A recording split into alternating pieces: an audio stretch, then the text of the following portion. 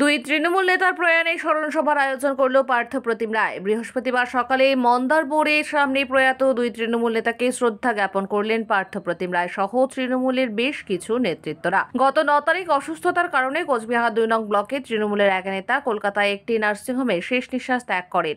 ওই একই দিনে তৃণমূলের আরেক যুবনেতা দুষ্কৃতীদের হাতে গুলিবিদ্ধ হয়ে প্রাণ হারায়। এই দুজনকে স্মরণ করতেই আজকের এই স্মরণ সভা থেকে পার্থ প্রতিম রায় জানান, সম্পূর্ণ নিজস্ব উদ্যোগেই করা এই স্মরণ সভা। যদিও এই স্মরণ সভাতে জেলা স্তরের কোনো নেতৃত্বকে দেখা যায়নি। দুজন সহকর্মীকে হারিয়েছি। একজন বরুণ কুমার দত্ত, যিনি তৃণমূল ছাত্র পরিষদের প্রথম জেলা সভাপতি ছিলেন, জেলা পরিষদ সদস্য ছিলেন এবং দলের জেলা সহ সভাপতি। অত্যন্ত নিষ্ঠাবান, দায়িত্ববান একজন নেতৃত্ব, তাকে আমরা হারিয়েছি।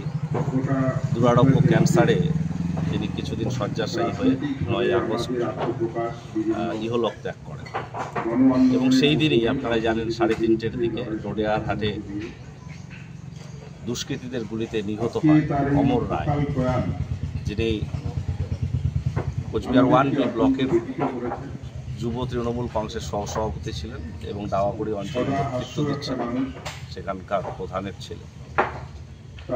স্বাভাবিকভাবেই এই দুজন সহকর্মীর মৃত্যু, অকালে চলে যাওয়া, আমরা অত্যন্ত মর্মাহত।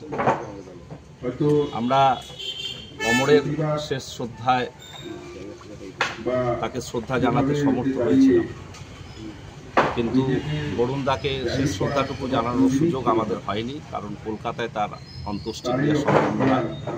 তার পরিবারের সঙ্গে কথা হয়, তারা গোটা বিষয়টি কলকাতাতেই সম্পন্ন করছে আজকে শ্রাদ্ধানুষ্ঠান বরুণদার।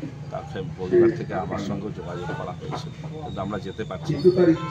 কিন্তু আমার মনে হয়েছে যে কোথাও একটা জেলার পক্ষ থেকেও একটা উদ্যোগ গ্রহণ করা হবে, অন্ততপক্ষে বরুণদা অমরদের নিয়ে একটা স্মরণ সভা। কারণ স্মরণ সভার যা রীতি, যে অন্ত্যেষ্টিক্রিয়া শ্রাদ্ধানুষ্ঠানের এই করার একটা বরাবরের একটা প্রচলন রয়েছে।